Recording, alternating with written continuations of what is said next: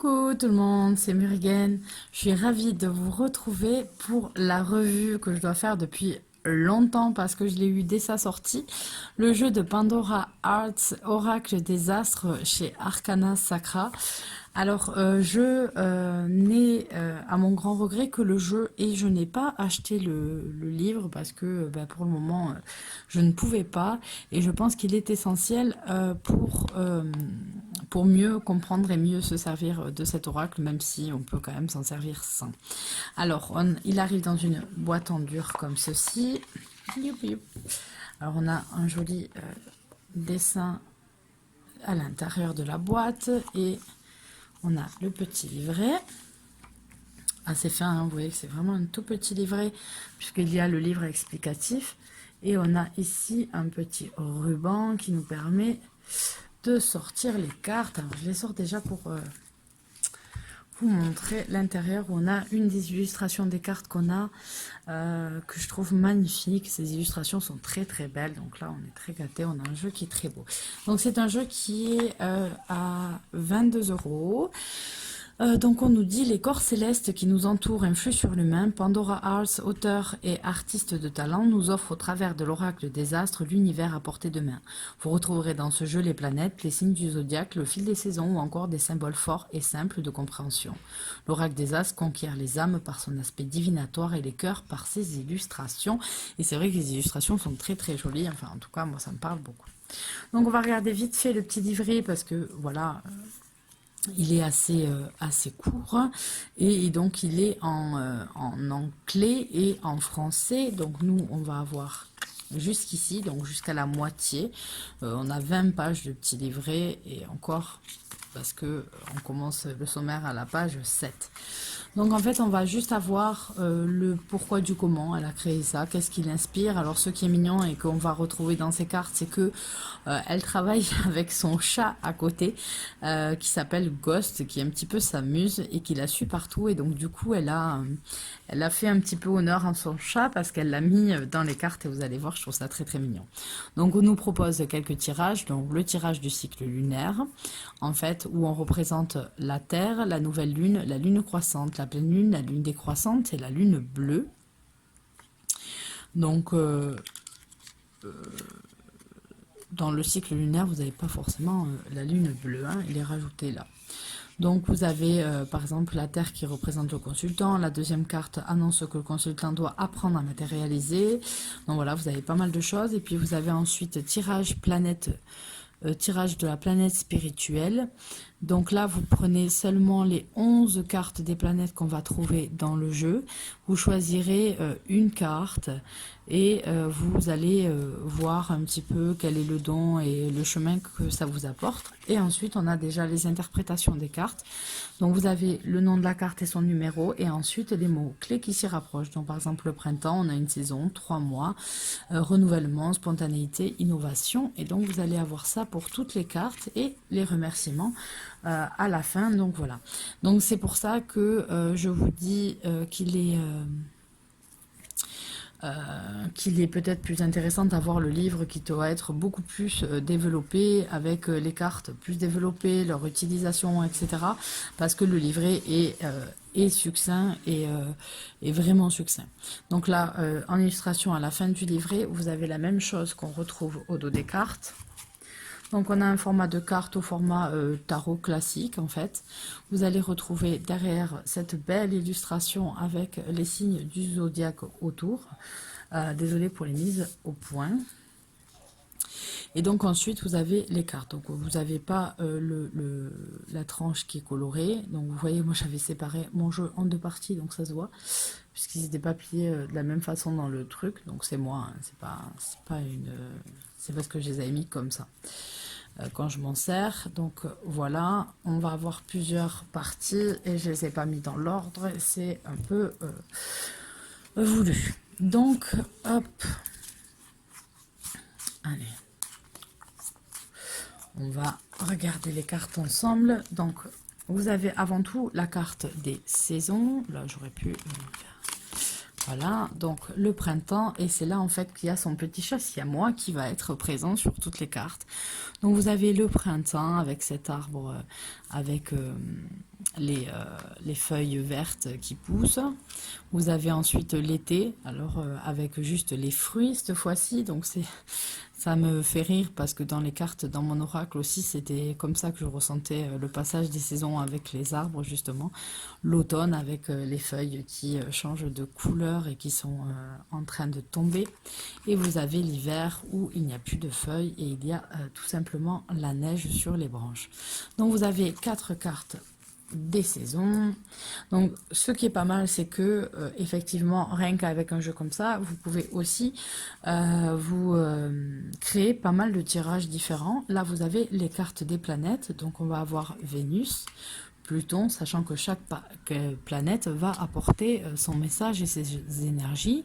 Donc Saturne, Mercure, Jupiter, Neptune, Uranus, la Terre, vous avez la Lune, donc, qui est dans les planètes, mais on va dire qu'il est plus un satellite ici, Mars et le Soleil. Donc là, vous avez les différentes énergies. C'est pas mal aussi de faire un tirage en vous servant des différentes énergies et le message qui s'en rapporte et votre travail à faire en tirant une autre carte en répondant en les associant aux planètes pour savoir quel est le message en fait, quel est le travail, qu'est-ce qu'il faut développer ou améliorer chez vous, travailler. Vous avez ensuite les signes astro, donc qui sont représentés ici par leur constellation. Donc là, on est dans le bélier, vous avez leur symbole et voilà le nom de la carte. Vous allez retrouver toujours le numéro en haut. On a des cartes de bonne qualité. Hein. Les cartes, elles sont assez épaisses, bougent pas. Moi, j'aime bien cette qualité-là de cartes. Donc, vous avez Balance. Donc, ceux qui ne connaissaient pas leur constellation, vous pouvez comme ça voir à quoi ça correspond. Après, je vous dis que moi, par exemple, dans le ciel, j'ai le parrain de ma fille, lui, qui arrive à me les montrer systématiquement. Mais moi, alors là, je ne les vois strictement jamais. Les étoiles et les trucs comme ça. Et j'ai beau essayer, voilà. Pourtant, j'ai la chance d'habiter dans des endroits où parfois ce n'est pas beaucoup éclairé et donc du coup on peut voir le ciel et les étoiles aux différents de ceux qui habitent les grandes villes et dont l'éclairage en fait va gêner la vue du ciel. Moi je peux le voir à certains endroits, mais je vous assure que j'ai vraiment du mal à les repérer. Et donc ensuite, on va dire qu'on tombe dans l'oracle lui-même avec les cartes qui se rapportent pas, qui se rapportent à des concepts, mais pas à, par exemple, les planètes, les signes ou les saisons. Donc vous avez donc l'illustration qu'on a vue dans la boîte, le guide là avec ce cerf qui est magnifique. C'est vraiment magnifique. Hein, on est vraiment là, l'oracle des astres, il porte bien son nom. On est vraiment dans quelque chose. L'univers. Donc on a l'Ouroboros, et c'est une carte que j'ai eue en double. Alors ça me parle à moi parce que justement l'Ouroboros est un symbole que j'apprécie énormément, qui est sur le dos de l'oracle que j'ai créé. Donc en fait le fait de l'avoir eu en double pour moi c'est un signe, voilà, et donc c'est un message aussi qui m'a été donné quand j'ai ouvert cette boîte. Donc j'ai la chance de l'avoir en 2 fois et donc voilà. Donc l'Ouroboros, très bien fait, très joli. On a ensuite le voyage avec ce bateau, la paix avec la colombe,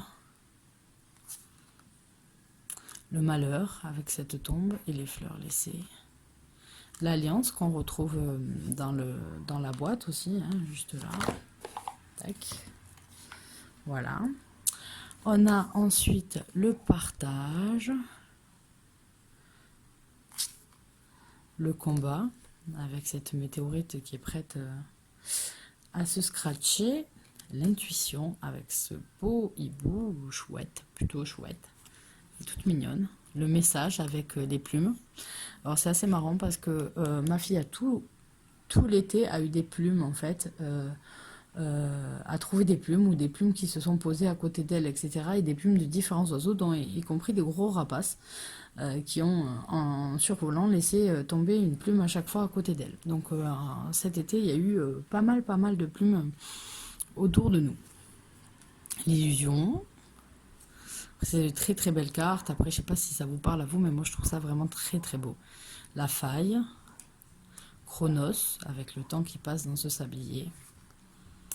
L'élévation, avec ses pyramides, cette pyramide Inca.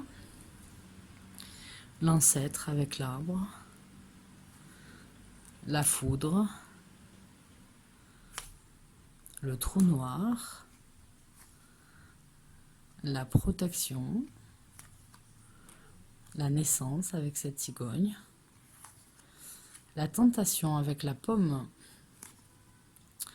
La solitude. La bénédiction avec ce petit lièvre. La porte, je trouve très très jolie. Le silence. Le cycle avec la lune et les différentes phases. Et ensuite la fuite avec cette comète, cette sorte d'étoile filante qui s'en va, qui passe. Voilà, j'en ai vu qu'une seule cet été.